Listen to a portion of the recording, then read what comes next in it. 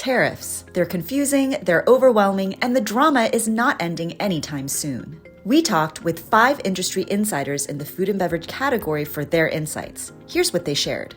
I'd say the biggest way that tariffs have impacted our business overall is just creating a sense of uncertainty, both for us, our suppliers, our vendors, our customers. I feel like dealing with the tariff situation here in the US is like dealing with my 10-year-old daughter. You never know what you're gonna get, right? Like it changes on the daily. So it's been a really wild ride. And from a business perspective, it's really been difficult to navigate and make the right decision. The tariffs have been very confusing to figure out where food particularly grows in the world and where it can be most optimized to grow in the world. You can't just move fields. So it's been a lot of prices being pushed onto customers. A lot of times in the food and beverage industry, it's a lot about innovation, pushing things forward, launching new products. And because of the way the industry is structured, such a big change in the macroeconomic environment has caused companies to almost like screech to a halt and have to rethink about how they operate their business. One way that I've been able to face the challenges of tariffs is working with processors and farmers to move products to America.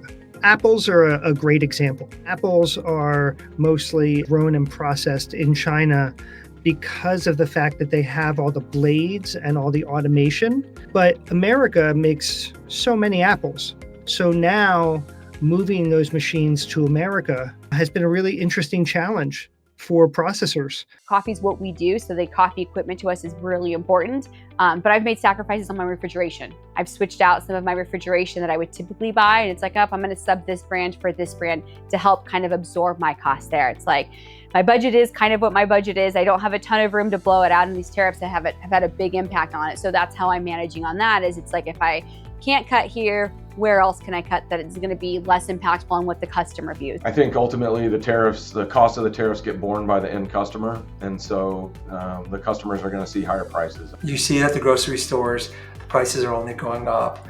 Talking to our competitors, they're raising prices. I think where we've seen a lot of struggle or the biggest challenges is when you have ingredients that have a lot of substitutions across geography and across the product within the category. So, if you're, for example, selling a plant-based milk and you're using an ingredient that comes from Brazil, you were doing okay for a certain amount of time, and then people that were using products out of China were getting hit harder. Then suddenly things switched around, and suddenly you're now feeling the punch. And so from a substitution standpoint on the shelf, I think there's been a bit of a challenge. My advice for other businesses would be always have lots of plans, always have lots of options. Make sure that you're lean, you're operating tight, you're well capitalized, and if you're not, evaluate your financials to see if you do need a line of credit, if you need to bring in investors, if you need to bring in partners to weather this storm. In this environment, communicating with your vendors and understanding what challenges and uncertainties they may be facing,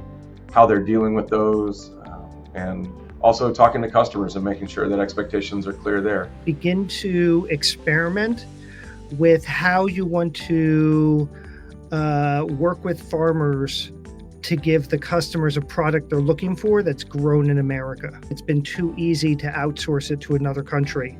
And what tariffs has given us the chance to do is rethink how to grow things in America that the customers are looking for. You need to think like a wartime CEO. This is an environment to chase growth at all costs. I think it comes down to discipline, it comes down to cash, it comes down to planning, and it comes down to laser focus on just building resilience in your supply chain. Don't be afraid to make a decision, but make a decision based on having lots of different options and having made lots of different plans.